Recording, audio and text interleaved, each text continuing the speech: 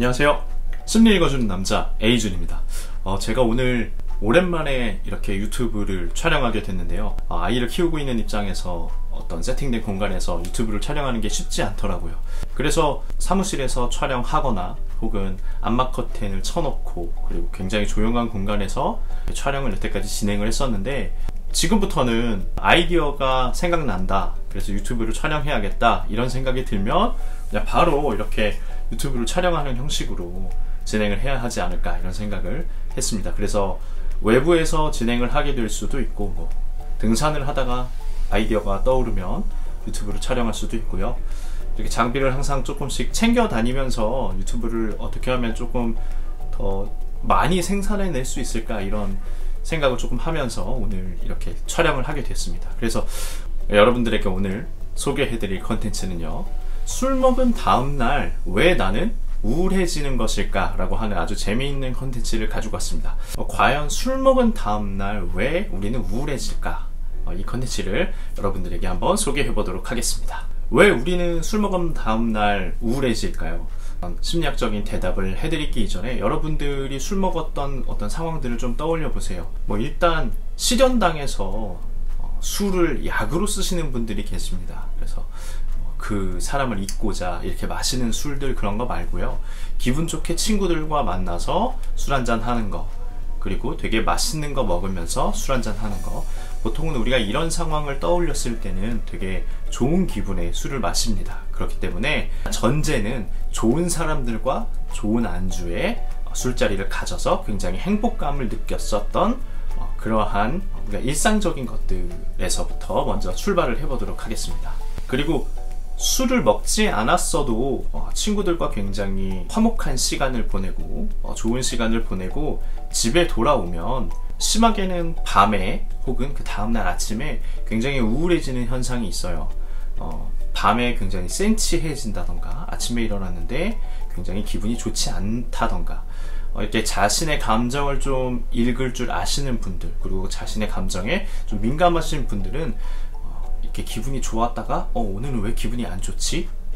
이렇게 왔다 갔다 하는 것들을 조금 느끼실 수 있는데, 이러한 것들이 왜 일어나는 것일까? 이런 것들을 오늘 여러분들에게 소개를 해보도록 하겠습니다.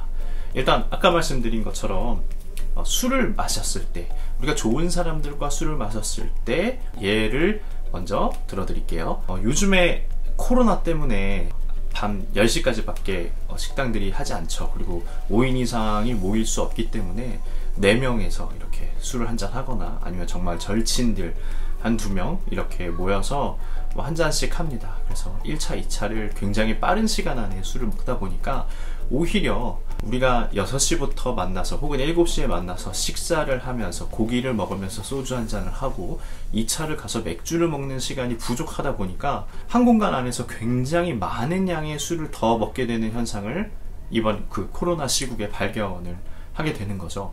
왜냐, 우리 10시 이후에는 이제 집에 돌아가야 하니까 더 빨리 더 센 술로 빨리 취해야지. 일단 이거 첫 번째 조건이고요. 두 번째는요, 빨리 취해야 하기 때문에 기분도 빨리 좋아져야 하죠. 그러다 보니까 나의 감정 상태를 빨리 끌어올려야 하기 때문에 술을 먹을 때 막 달리면서 먹기도 하고요. 더 에너지를 더 쓰려고 노력하는 현상.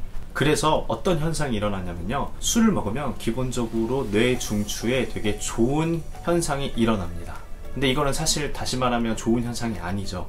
착각을 일으키는 건데, 세로토닌을 약간 분비시켜서 사람을 행복하게 만드는 어떤 신경 중추를 건드려서 교감신경계를 굉장히 흥분시킵니다. 그래서 술을 먹으면 용기도 생기고 기분도 좋아지게 마련이죠.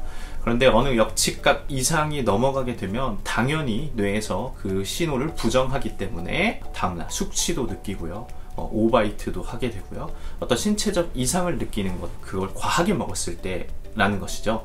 그렇다면 술을 기분 좋게 이렇게 먹었을 때 우리의 신경 중추는, 나의 감정은 올라가게 됩니다. 이 감정이 올라갔다라는 내용은 뭡니까? 뇌가 지금 기분이 좋아졌다라는 거죠. 그런데 여기에서 우리가 지켜봐야 할 것들이 하나 있습니다. 무엇이냐면, 뇌는요 항상 항상성을 유지하려고 노력합니다. 우울하면요, 세로토닌을 분비시켜서 나의 기분 상태를 조금 더 업시키려고 노력하고요, 기분이 너무 좋으면요, 이 기분 좋은 상태를 떨어뜨려서 항상성을 유지하려고 합니다. 인간의 뇌는요. 그렇기 때문에 내가 오늘 술을 마시고 기분이 많이 업돼 있으면 뇌가 얘 좀 이상한데? 원래대로 되돌려 놔야겠어 라고 생각해서 세로토닌을 활성화시키지 않습니다. 그 시간이 주로 12시간 이상에서 24시간 정도라고 본다면 다음날 아침이 됐을 때 기본적으로 나한테 분비되어야 하는 세로토닌이 분비되지 않고 도파민이 활성화된 상태로 기분이 우울해지는 겁니다. 그러니까 다시 말하면 너무 높은 상태의 기분 고조를 느끼게 되니 뇌가 이 항상성을 유지하기 위해서 조금만 떨어뜨리면 나의 어떤 평정심과 이성적인 어떤 사고를 할 수 있는데 뇌는 그것을 조절하지 못하니까 세로토닌을 확 떨어뜨리는 경로로 분비를 차단시키는 것이죠. 그러다 보니 원래 나의 항상성을 유지하기 위해서 스프링이 튕기는 것처럼 올라갔다가 밑으로 축 가라앉게 됩니다. 이것이 우리가 다음날 일어났을 때 우울감을 느끼고 굉장히 자책을 하는 것 같은 느낌의 불안감을 느끼는 그 코티졸도 나오고요. 그래서 우리가 술 먹은 다음날, 기분 좋아진 다음날 역치값 이상으로 올라가게 되면 세로토닌을 분비시키지 않는 뇌는 항상 항상성을 유지하려고 하기 때문이다.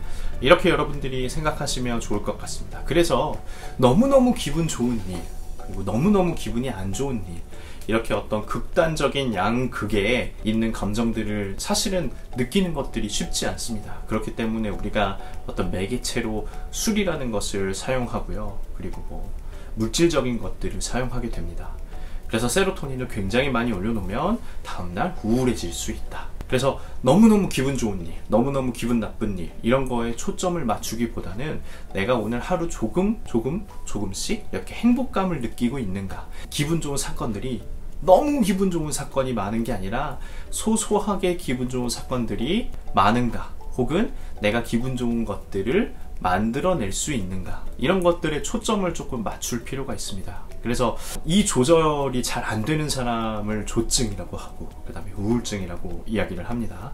도파민이 계속 분비되고 세로토닌이 차단된 상태에서 우울감을 2주 이상 느끼기 때문에 우리가 우울증이라고 진단을 할 수 있는데요. 인간은 그것을 조절하려고 하는 뇌를 갖고 있기 때문에 여러분들이 조금만 노력하면 기분 좋은 사건, 기분 나쁜 사건, 이 가운데서 기분이 좋았다가 나빴다가 이렇게 일상적으로 건강하게 여러분들이 생활할 수 있지 않을까, 이런 생각을 해봐서 오늘 가지고 왔습니다. 왜냐면 제가 며칠 전에 지인들하고 술 한잔을 하면서 굉장히 기분이 좋았어요. 오랜만에 아이 키우다가 저희 집에 와가지고 친구들과 함께 술 한잔 했는데, 그렇게 술 한잔 하면서 느꼈었던 굉장히 기분 좋음이 다음날 아침에 완전히 사라지더라고요. 그래서 굉장히 우울감을 느낄 만큼 이렇게 푹 꺼져 있는 다음날 아침을 맞이했는데 그런 느낌을 제가 받으면서 이게 왜 이러지? 나의 어떤 세로토닌에 문제가 생겼을까? 이런 생각을 해보다가 이렇게 영상으로까지 만들게 됐습니다. 그래서 오늘 영상도 어떤 심리학적으로 여러분들에게 도움이 되셨다면, 재밌으셨다면 구독과 좋아요 부탁드립니다. 다음에 더 좋은 컨텐츠로 찾아뵙겠습니다. 감사합니다.